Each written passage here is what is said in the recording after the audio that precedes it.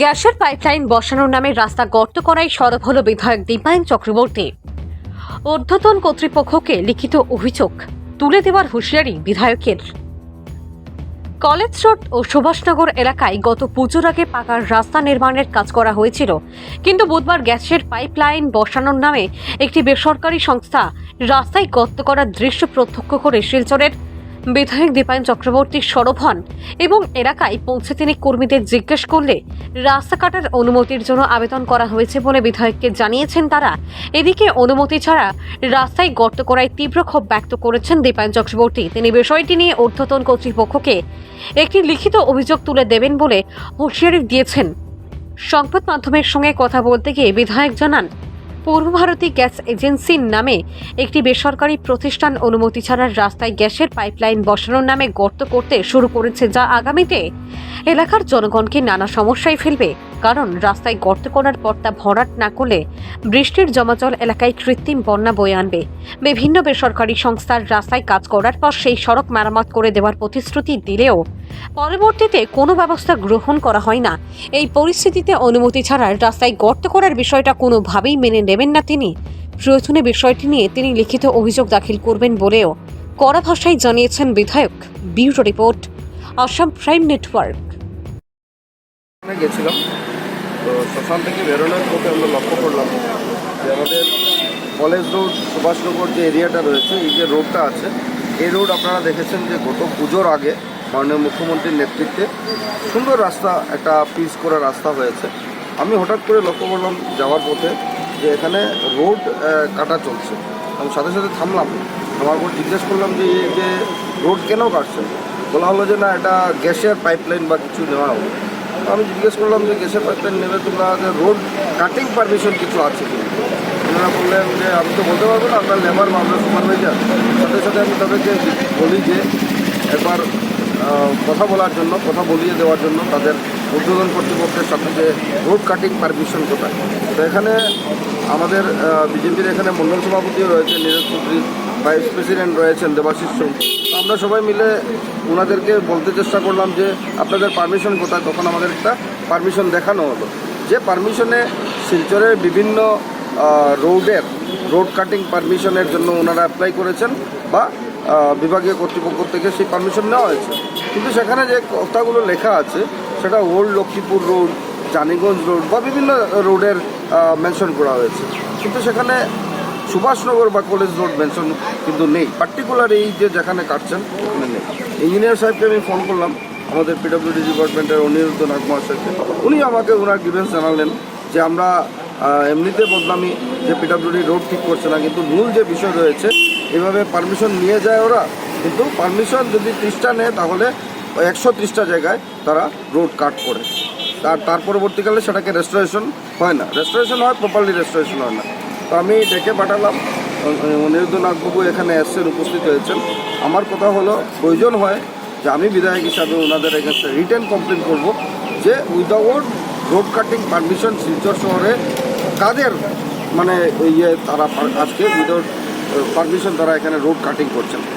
আপনারা লক্ষ্য করেছেন যে শিলচরের এক পশলা যে বৃষ্টি হয়েছে, এবারে প্রবল বৃষ্টির পরে আমরা লক্ষ্য করেছি, বিশেষ করে ক্যাপিটাল টু মেডিকেল কলেজ পর্যন্ত যে স্ট্রেচ, এই স্ট্রেচের অনেক ক্ষয়ক্ষতি হয়েছে। আমি ব্যক্তিগতভাবে উদ্যোগ নিয়ে টাকা পয়সা ম্যানেজ করে অনেককে ধরে আমাদের দলকে নিয়ে আমরা চেষ্টা করেছি, অনেকটা রেস্টোরেশন করেছি। প্রপার রেস্টোরেশন হয়নি, NHIDCL প্রসেসিংয়ে চলছে।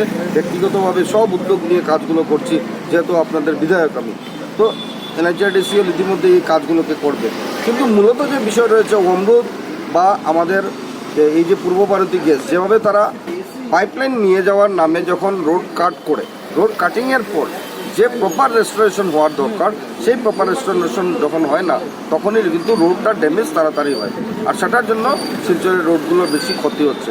হ্যাঁ, সেটা দরকার, অমৃতের পাইপ যাবে, আমাদের গ্যাসের পাইপ যেতেই হবে, কারণ মানুষের সেটা ব্যবহারের দৈনিক ব্যবহারের জিনিসগুলো রয়েছে। কিন্তু সাথে সাথে প্রপার রেস্টোরেশনের কথা যখন আমি বলি, তখন অমৃত আমাদেরকে বলছে যে আমাদের টাকা কম। তো আমি তাদেরকে এখন অ্যাডভাইস দিয়েছি যে আপনারা অমৃতকে বলুন, ডিপার্টমেন্টকে বলুন, আরবান ডিপার্টমেন্টকে, যে পিডব্লিউডি 1 মিটারে যদি রেস্টোরেশন করতে চায় কত টাকা দরকার, পিডব্লিউডিকে দিয়ে আপনারা এস্টিমেট বানান, বা আফটার পাইপ লেইং আপনারা পিডব্লিউডি ডিপার্টমেন্টকে ওটা দিয়ে দিন, টাকা জমা দিয়ে দিন, পিডব্লিউডি ডিপার্টমেন্ট তারা এই কাজগুলোকে করে দেবে, তাহলে পিডব্লিউডি উইল বি আনসারেবল, তারা বলবে যে কেন ক্ষয়ক্ষতি হয়েছে। তো এইভাবে করে আমাদের একটা আগামী দিনগুলোতে যাতে একসাথে কাজ করতে পারি সব ডিপার্টমেন্টকে নিয়ে, আমি 3-4 দিনের মধ্যে একটা মিটিং ডেকে সেই কাজকে এই যে পারমিশন ছাড়া এখানে রোড কাটা হয়েছে, আপনি এটা আছে, আমাদের সাব ইঞ্জিনিয়ার আছে, আমাদের এসএ আছে, আমাদের জুনিয়র ইঞ্জিনিয়ার আছে, আমাদের আপনাদের নজরে আমাদের পড়ে না? আমাদের এটা বলি আছে, সঙ্গে সঙ্গে আমাদের নোটিশে আনা হয়, আমরা পূর্ব ভারতীকে লিখি, আমরা অমৃতকে লিখি, ডিসি স্যারকে কপি দেই, ডিডিসি স্যারকে কপি দেই, অ্যাকর্ডিংলি ডিডিসি স্যারও ওনার চেম্বারে আমাদেরকে ডেকে নিয়ে যান, ওদের সাথে মিটিং করেন, বারে প্রতি ওরা আমাদেরকে এসুরেন্স দেয় যে আমরা যেভাবে রাস্তা ড্যামেজ করেছি আমরা রাস্তা রেস্টোর করে দেবো। রেস্টোরের রেক্টিফাই করবো। রেক্টিফিকেশন আর রেস্টোরেশন দুটা কথা আছে। রেস্টোরেশন মিন্স রাস্তাটা ড্যামেজ করার আগে যে স্ট্যাটাসে ছিল ওই স্ট্যাটাসেই নিতে লাগে। আমার যে ডিবিএমবিসি আছে ডিবিএমবিসি হবে, আইসিবিপি আছে আইসিবিপি হবে। আমার লেয়ার বাই লেয়ার থাকে রাস্তা, জিএসবি লেয়ার, WMM বা WBM লেয়ার। ওরা কী করে এসকাভেট করার পর আমাদের সব লেয়ারের মেটেরিয়ালসগুলো মিক্স করে দেয়, মিক্স করে ডাম্প করে দেয়। ডাম্প করে দিলে আমাদের রাস্তার কম্পেকশন আসে না, ওই পিঠ দিকে জল ঢুকে যায়, পেনিট্রেট করে জল ঢুকে আমাদের হার্ডকাস্ট খারাপ হয়ে যায়। হ্যাঁ, সেইটা কি আপনারা রিপোর্ট করেন? ইয়েস, আমরা নিউমারাস লেটার লিখেছি ওদেরকে বলেছি, টিসি স্যারও জানেন, ডিডিসি স্যারও জানেন, ডিডিসির মিটিংও আমি উঠিয়েছি।